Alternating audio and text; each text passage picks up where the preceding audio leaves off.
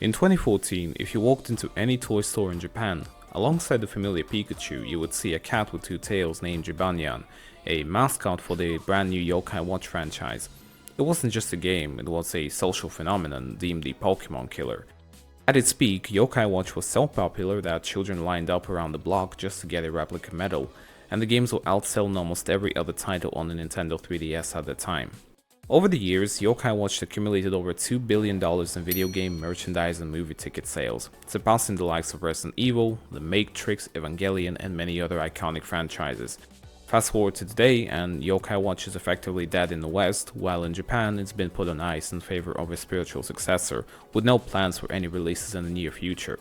So, how did one of the biggest media juggernauts in history fall off so hard in just over 10 years? Today, we're looking at the rise, the oversupply, and the eventual downfall of Yokai Watch.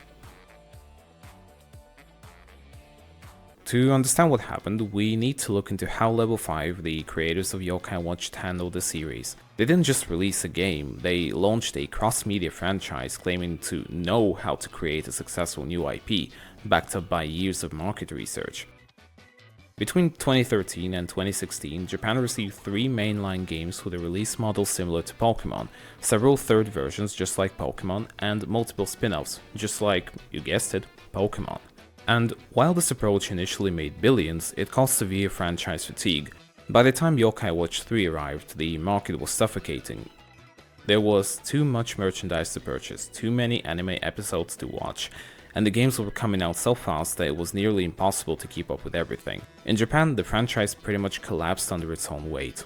But what about the West?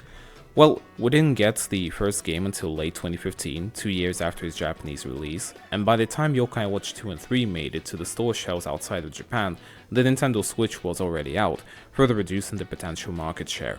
Level 5 and Nintendo tried to market Yokai Watch as a Pokemon successor, but the Pokemon Killer label actually hurt the franchise, with Western fans seeing it as a knockoff, even though its gameplay and overall presentation were quite different from what you would normally see in a Pokemon game.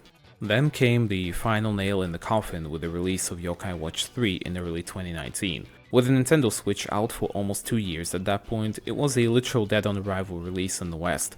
It sold so poorly, in fact, that it's now one of the rarest and most expensive physical games on the 3DS. And not only that, the game's poor performance led to Level 5's North American branch to essentially shut down, leaving the fourth game a Japan exclusive with no plans for an international release.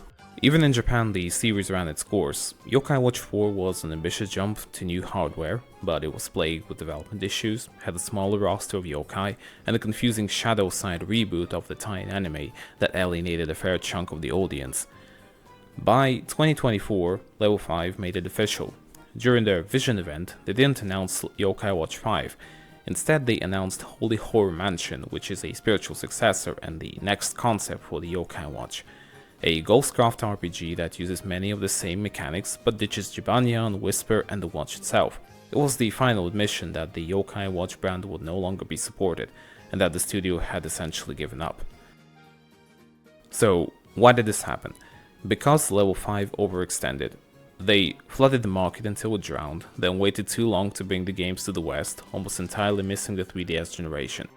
And people actually wanted these games, with some fans importing the original releases, not to mention the translations made by a dedicated community keeping the franchise alive in the West.